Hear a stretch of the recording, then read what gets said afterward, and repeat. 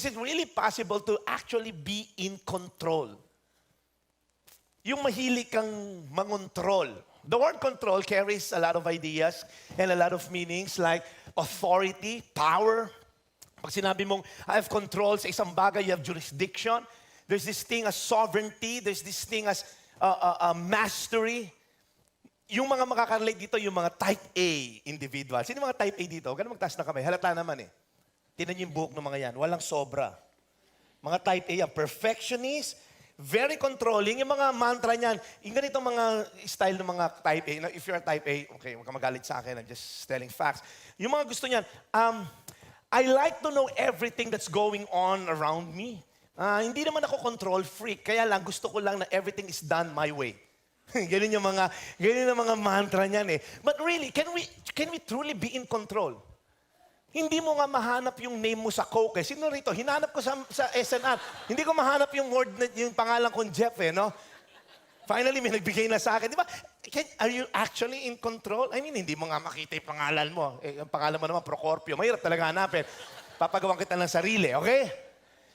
Do you really think you're in control? Hello, hindi mo nga, yung mga estudyante nga rito, hindi mo nga ma-hold yung Monday. Magbukas ha, Monday na pala bukas, di ba?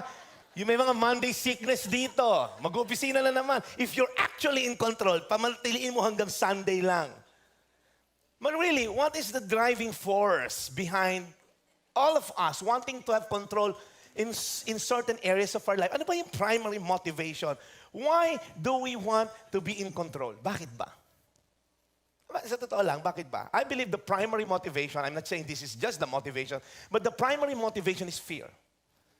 We want to control things. Yung mga anak natin, ganito ka, mag-aral ka. I have a friend na yung anak niya, pinag-aral niya ng nurse.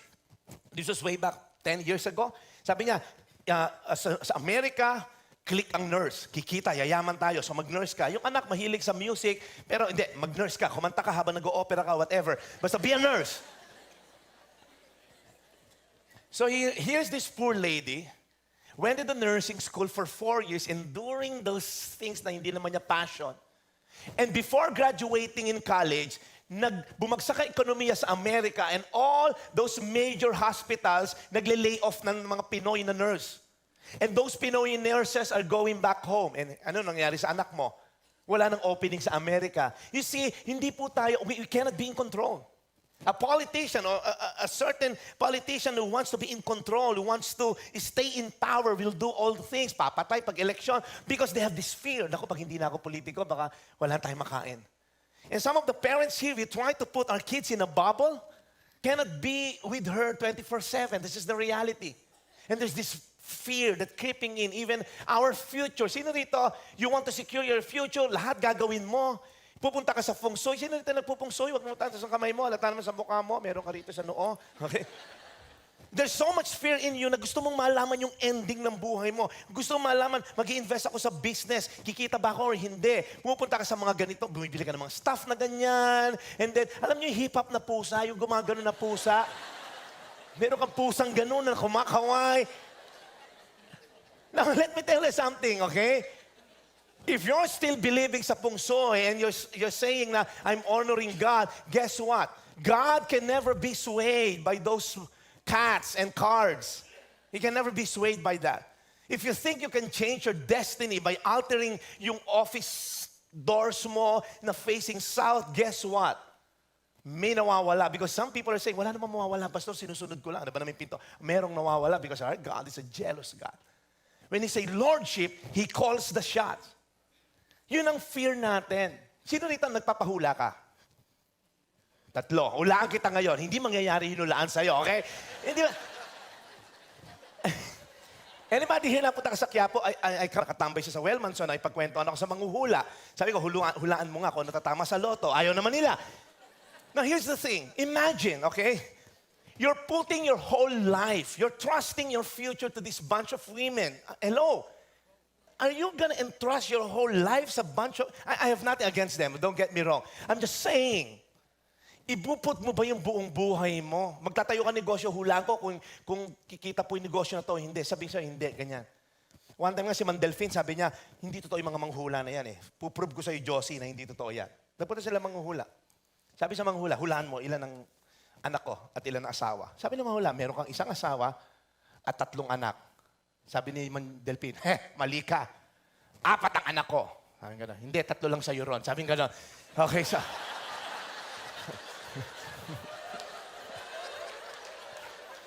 For those foreigner, just translate, okay? Hirap translate sa mga foreigner to mga joke natin. Si Junjun nagiging Jan eh. But anyway, see, if you're trusting sa mga manghuhula sa feng shui, because you want to be in control, okay? Malas pagka ganitong pinto, palitan mo yung pinto, dito mo itapat sa south. Then suddenly you can alter, you can control your destiny. Are you getting this?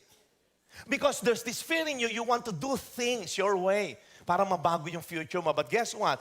The preacher himself, Solomon, Ecclesiastes himself, when times are good, be happy. When times are bad, consider God has made the one as well as the other. Therefore, a man cannot discover anything about his future. Guess what? God will never be swayed by those cards and symbols and tarot cards. You need to be swayed by God. That God has a plan and destiny for you.